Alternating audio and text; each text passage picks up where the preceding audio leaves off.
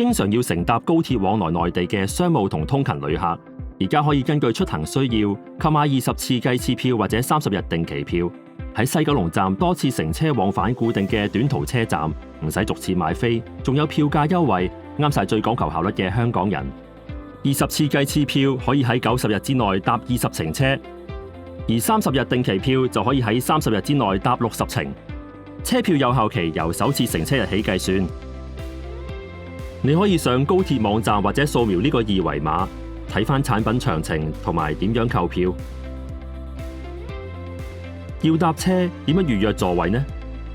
搭車前需要預約座位，首次乘車日期必須喺購票當天起計30天內。你可以預約15天內出發嘅班次，但乘車日必須喺車票有效期內。計次票同埋定期票最多可以同時預約10班車。無論由西九龍站或內地車站出發，你都可以喺中國鐵路12306官方網站同手機 App， 或者車站售票機提前預約。如果喺內地車站出發，亦都可以喺車站檢票閘機用證件入閘時同時攞埋位。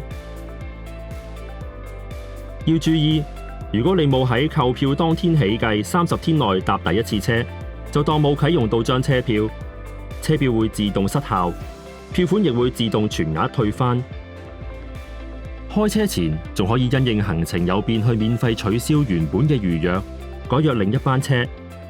無論計次票或者定期票，如果開車前48小時內取消預約，累積到5次，可同時預約嘅班次會調整至1班，直至產品用完或者有效期結束。提提大家，預約咗嘅班次如果唔搭但又冇取消預約，會當作已乘車，係會扣減車程次數嘅。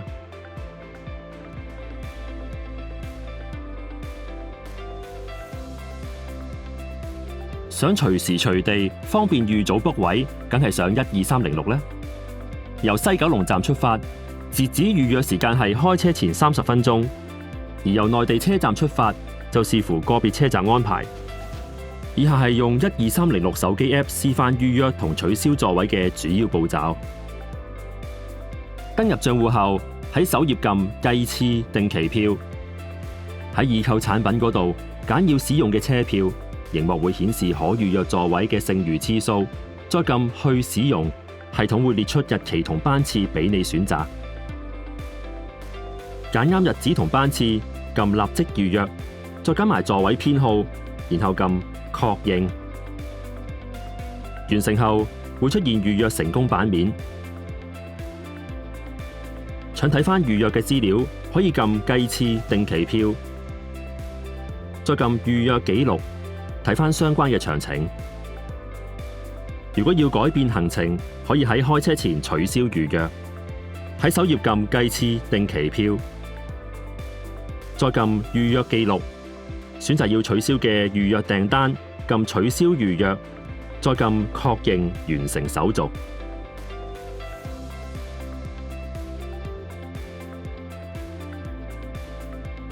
除咗12306，亦可以選擇喺車站售票機預約座位。各車站嘅截止預約時間都唔同，可以向車站職員查詢。以下係預約同取消預約嘅主要流程示範。喺首頁撳計次定期票，選擇席位預約，然後選擇旅客證件類別同掃描證件，選擇要預約座位嘅產品。螢幕會顯示可預約座位嘅剩餘次數，揀完後撳繼續，選擇乘車方向，揀埋乘車日期，然後撳搜尋。螢幕會顯示可選乘嘅車次，選擇車次後，核對清楚車票資料，再撳確認。完成預約後，售票機會打印行程信息提示，上面有車票資料，方便上車。如果想喺售票機查返預約嘅資料，可以進入計次定期票頁面，揀查詢預約，依指示掃描證件就得啦。如果想經車站售票機取消預約嘅座位，可以喺首頁撳計次定期票，選擇取消預約，然後選擇旅客證件類別同掃描證件，再選擇要取消嘅班次，撳取消預約完成手續。